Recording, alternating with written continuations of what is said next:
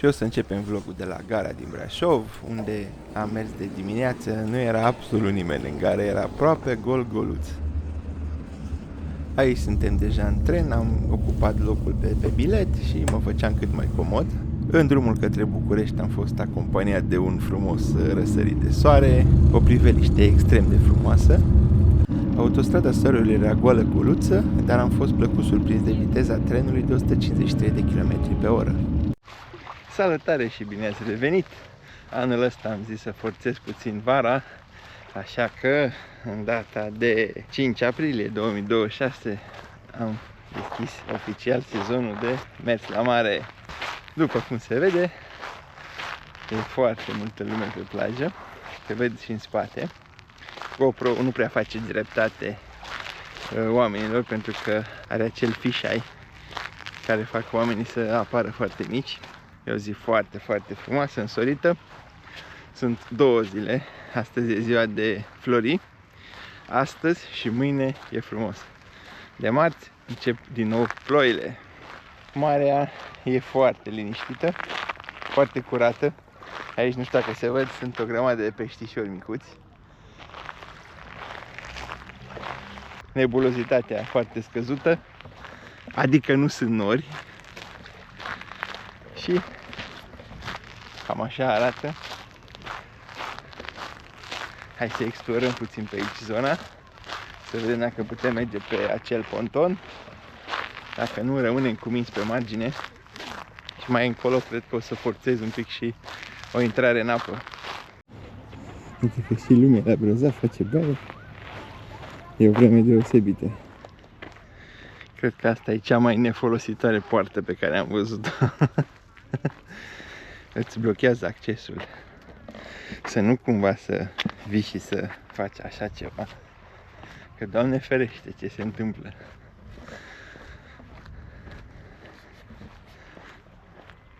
E mirosul acela de mare. Briza mării, vraja serii, cum s-ar spune. Aici se vede clar unde a fost mărită plaja. Se face acea buză, care e destul de abruptă, cred, după ochi de aici. Pare undeva să aibă la 40 cm, 50 cm. Pe când aici pare că plaja n-a fost lărgită. Și totul e lin. Și intrarea în apă e foarte, foarte lină. V-am spus mai devreme că aș vrea să vizităm acea pasarelă. După cum se vede, îi lipsește un segment și n-ai cum să ajungi pe ea. Deci nu o să putem să vizităm pasarela. Așa arată Muchia îndeaproape. Am venit lângă ea. Îmi vine undeva până la genunchi.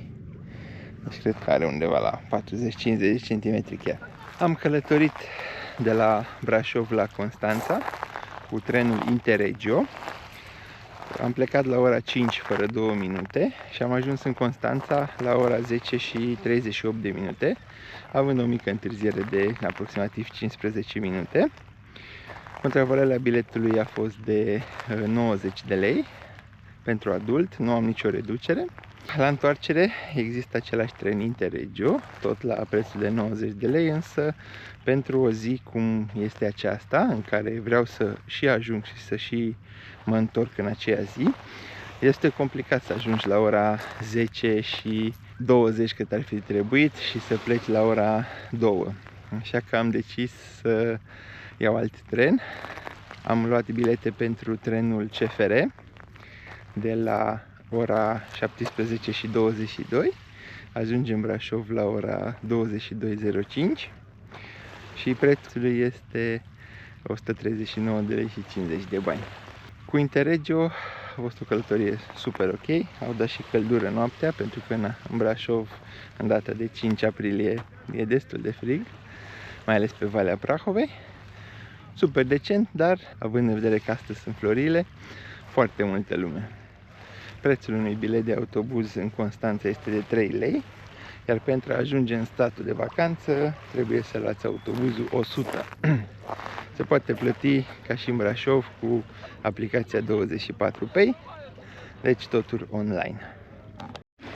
Aici mi-a lăsat cineva ceva scris, doar că problema e că nu s-a semnat. Bineînțeles că am hotărât să încerc puțin și apa M-am descălțat și mi-am răsfrâns blugii și am hotărât să intru puțin în apă să vedem cum e. Bineînțeles că apa era extrem de rece. Aici am o mică insuliță. Aici e super ok că e mică apa.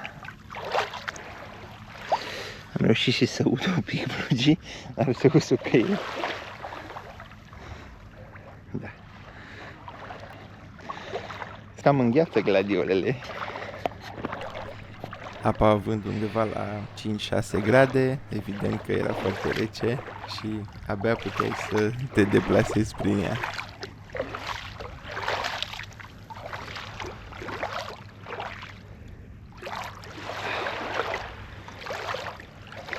Nici nu simți dacă e să calci pe o scoică sau ceva.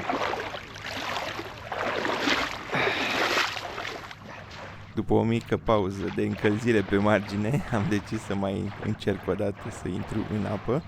Bineînțeles că am reușit să-mi ud blugii destul de zdravăn, însă soarele de afară m-a ajutat să-i usuc în timp util. Mulți oameni vor spune că este o prostie să vii extra sezon la mare.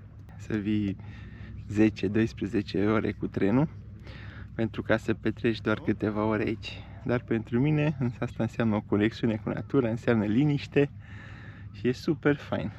Am venit aici, beau o cola, deși nu e sănătoasă, dar mi-am permis astăzi cheat day și te uiți în jur la oameni. Aici e o familie care a venit cu copiii, acolo e o gașcă de tineri care au făcut un picnic. Na, nu este pentru oricine, într-adevăr, dacă ești genul care ești cu cluburile și cu bumții, să vin extra sezon la mare e o mare prostie. Însă e mega fain pentru mine. Dacă știi să prețuiești și dacă ești pe filmul ăsta, doar să vii până la mare, să probezi un pic apa, să iei un pic de vitamina D de la soare. Asta înseamnă pentru mine o zi reușită, o zi plină de liniște, o zi sănătoasă în care am făcut mișcare. Chiar recomand să încercați și voi experiența asta. Ia priviți ce am găsit pe plajă, un mic crab care stătea la soare. Ia uitați ce am găsit. Cum arată? Săracuna, posesorul a murit. Hat.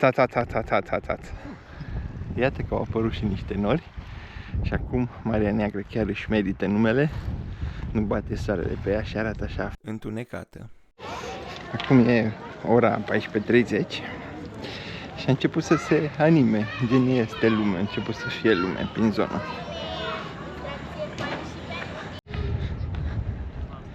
Și pe aici se vede ceva lume. Copii care se joacă. Lumea a ieșit la plimbare cu trotinete, cu biciclete, cu fiecare ce are. Și a venit și rândul drumului către casă. Vă mulțumesc pentru vizualizare și pe data viitoare!